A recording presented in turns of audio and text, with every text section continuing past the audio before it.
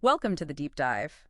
Today, our mission is really to get into the weeds of the creator economy's economic models. Yeah, we're basically comparing those huge walled gardens, YouTube, TikTok, with something very different, the Nostr protocol. Exactly, pitting them against each other. And it boils down to this core conflict, right? It really does. You've got attention monetization driven by algorithms, ads versus value for value, which is all about direct payments. And the big question we're tackling for you is, which one actually works for, say, the long tail, the smaller emerging creators? Precisely. Who does each system really serve in the long run? Okay, let's start with those high walls, the big platforms. It feels like they're more than just places to upload stuff. They're gatekeepers. Oh, absolutely. Powerful ones. The cost entry isn't just like signing up. It's meeting these really rigorous metrics they've designed. A metrics designed for engagement. Yeah, exactly. Sustained engagement. Look at YouTube. For full monetization, the ad revenue share, you need 1,000 subscribers, AD 4,000 watch hours on your long videos. Wow. 4,000 hours. Or, if you're doing shorts, it's 10 million views in just 90 days. 10 million in 3 months. That's huge. It's an immense hurdle. And yeah, there's a lower tier now, 500 subs, but that mostly just unlocks fan funding like tips, not the real ad money. And TikTok's kind of playing the same game now, aren't they? Totally. Their creator rewards program, 10,000 followers needed, and 100,000 views in the last 30 days. Okay, similar numbers. But here's the kicker, the strategic bit.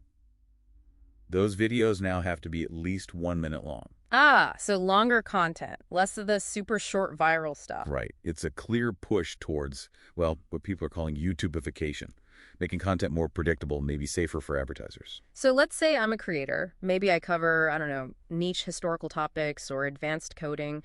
I've got a dedicated audience, but it's not massive.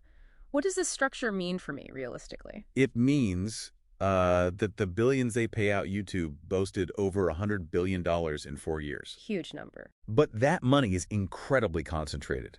It's a classic power law distribution.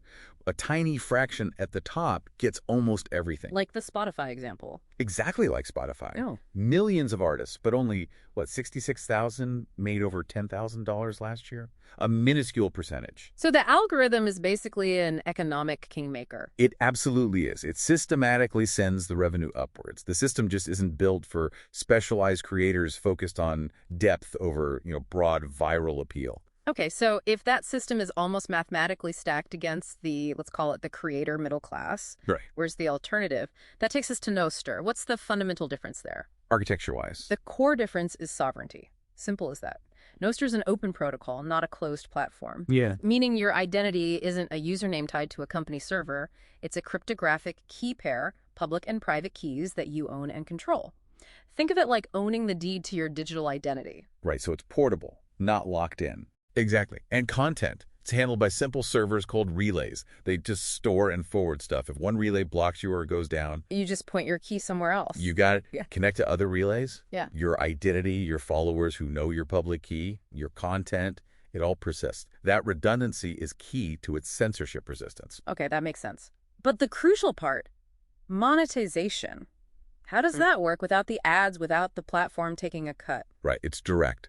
Through something called a zap. A zap. Yeah, it's basically a peer-to-peer micropayment using the Bitcoin Lightning Network. Right. People can send tiny amounts of Bitcoin, called Satoshis or Sats, directly to the creator instantly. So like tiny tips. Tiny instant tips. It creates a true creator-to-consumer model, C2C. No platform middleman, no advertiser influence, Sure. just direct value exchange. But I mean, is the audience there? TikTok has billions. Nostr feels smaller, more techy, early days. That is the challenge, absolutely. Scale is different right now. But here's what's fascinating about zaps. They create an economically weighted signal. Economically weighted. Yeah, sending even a few sats, maybe pennies worth, is a much stronger signal of I value this than just clicking a free like button. Right. It takes actual effort and, well, money. Exactly. It provides immediate economic feedback to the creator, showing actual value regardless of if they have 10 fans zapping or 10,000. It shifts the signal from just attention to tangible value. Okay, so pulling this all together, for you, the creator listening, maybe just starting out or feeling stuck, needing both reach and reliable income, what's the takeaway? Well, The smart strategy right now seems to be a hybrid one. You kind of have to acknowledge the reality, A foot in both worlds. pretty much. You're choosing between scale, which the big platforms offer, and sovereignty, which Nostr offers.